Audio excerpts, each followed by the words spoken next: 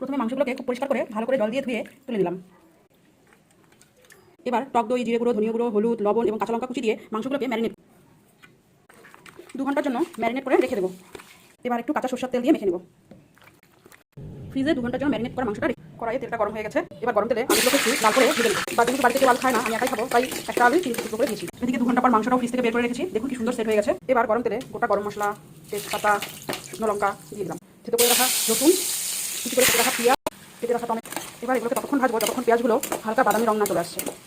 আর এখানে মশলা রেডি করলাম, জিরে বাটা, ধনে বাটা, আদা বাটা, রসুন বাটা, এসব একসঙ্গে মিক্স করে রেখেছি। সাথে একটু কাশ্মীরি লঙ্কার গুঁড়ো দিয়েছি যেন রংটা সুন্দর হয়। যেহেতু শুকনো লঙ্কার গুঁড়ো ঝাল কেউ খেতে পারি না, তাই কাঁচা লঙ্কার ঝাল দিয়ে মাংসটা সবসময় রান্না করা হয়। দেখুন পেঁয়াজটা খুব সুন্দর হালকা বাদামি রং চলে এসেছে। এবার মাংসটাকে এখানে দিয়ে দেবো। ম্যারিনেট করা মাংসটা দিয়ে দিলাম।